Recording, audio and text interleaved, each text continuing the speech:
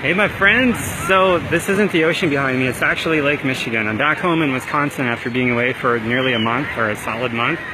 And so when I was in Las Vegas on my multi-destination trip, got sweat in my eyes, that's why I'm squinting. But I was running out there anywhere between 110 and 115 degree heat when the sun was high in the sky, no clouds to shade, just massive heat. But it's a dry heat, as they say, and I am super sensitive between dry heat and humidity. It's like night and day for me. So when I was out there running in like nearly 115 degree heat, running 5Ks without resting, I would sweat so badly, but my skin would never accumulate any water or moisture or sweat. I mean, the dry, extreme 115 degree heat would actually absorb the sweat from my skin as I sweat, so I would never get wet outside. Pretty intense, right? And then it would take it through my pores, directly from my bloodstream, from the air that I breathe out from my lungs. But I'm sweating so much, but I don't know it until I stop. And then I go inside, where there's AC, and suddenly, Niagara Falls, detoxing through my pores like a mother. And then I get back here. So that's a different way to acclimate myself and keep the growing going without plateauing, like massively, right? And so then I get back here, and it's a different kind of heat. Humidity. I'm sweating my ass off right now. The moisture collects and pools up on my skin, as it's supposed to in humid temperature, right? And then the opposite, when I go inside to AC, the sweating, it absorbs into the environment, and then it's just completely the opposite. It's an inverse relationship, sweating out here compared to sweating in the desert in the dry heat. So different ways to acclimate myself, to keep the dreaded plateau from hitting me, and then I keep growing. And it's like, you start wherever it is that you're at right now. Like when I first started years ago, I was winded climbing up one flight of steps, and I was only 30 years old. Pathetic, right? But I could have did what most people do and decided, I'm too far gone, I'll just quit. But no, I just decided, I'm gonna grow from where I'm at. This is my starting spot, so I started with that. Fast forward just a few months later or so, I went from climbing one flight of steps to climbing 103 flights of steps.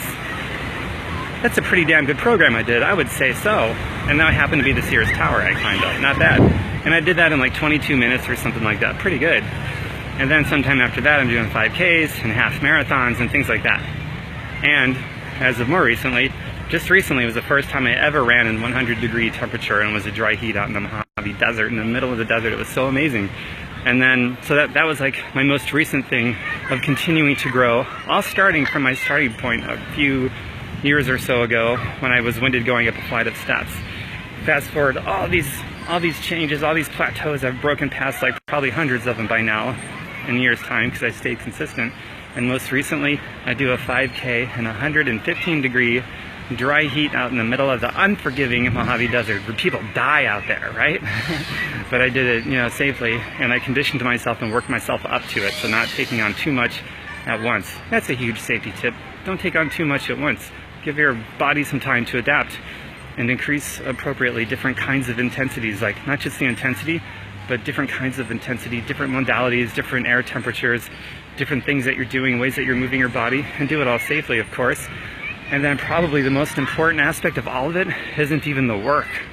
It's what you put in your mouth and what you put into your brain.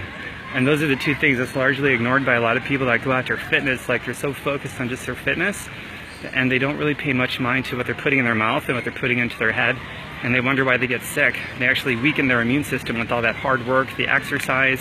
They actually weaken their immune system and create more vulnerabilities than they had before. So eating what you put in your mouth, and what you absorb in through your skin, the air that you breathe, and what you put into your head, the thoughts that you think, is actually more important than the hard physical work that you do. And if you're working physically hard, then it makes more sense to eat really amazing food, breathe really amazing air, absorb amazing water and different things that you put onto your skin, into your bloodstream, and all those things, and the thoughts that you think, because you want to get the benefits of all that hard work. If you're just working out hard, but you're not feeding your mind and your mouth appropriately, then you're not getting the benefit of that hard work, and you do a lot of that hard work in vain. And then you start to wonder why you get even sicker than you did in the past. And maybe why you look like a skinnier but flabbier version of your former self. Why your pain and aches and sores is inflamed even more, and all these things, because you missed out the most important pieces of the puzzle, and that is what you eat. and what you breathe and what you put in your brain and what you absorb into your skin directly into your bloodstream. All of that stuff has to be addressed. So, there you go. That's my little talk on that. I'm going to go, actually there's a gym, or a playground over here with monkey bars. Great for doing pull-ups and other things I could do, incline push-ups. So I'm going to get on with the second part of my workout under the sun, the vitamin D, and continue with the rest of my day. I hope you enjoyed this video, and you're welcome for the advice. Hi Heather, hi Rhonda, hi Roger. Heather, we got to hang out sometime soon. I'm back in town, baby.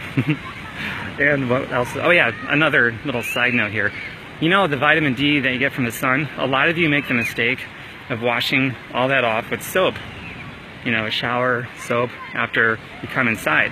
And you don't absorb much of the vitamin D from the sun. The vitamin D is actually created by the skin in the form of different oils that comes from the sun interacting with the skin. And it takes some time for those oils to absorb into the skin and get into the bloodstream and get the maximum benefits of that vitamin D from the sun. So wait at least several hours or so, maybe 12 hours, until you take your next shower with soap. Rinse off fine, but don't remove those essential oils from your skin, otherwise you don't get the vitamin D. And when you do use a soap, get a good soap, one that does not take away the healthy oils and bacteria from your skin, which almost all the soap you buy from the grocery store, supermarket, whatever, takes away all the good oils from your skin anyway, which is unfortunate.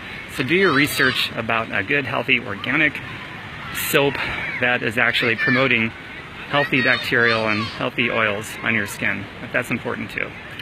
Alright guys, if there are no more comments, I'm going to say peace out for now. I'll make another video soon.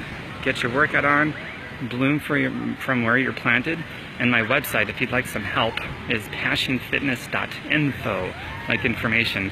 It's not a .com, so don't go there. It's passionfitness.info. And I've also got fireyourboss.xyz for those of you that get titillated over such a concept. That also is not a .com, it's fireyourboss.xyz. Heather, I'm on the Kenosha lakefront right now, kind of by Wolf and Buttle Park, if you know where that's at. Everyone else on here is like, what's Tom talking about? But when I get off this thing, I'll message you. And take care everyone, share this, like, comment, love up on it, and I'll see you later. Bye for now.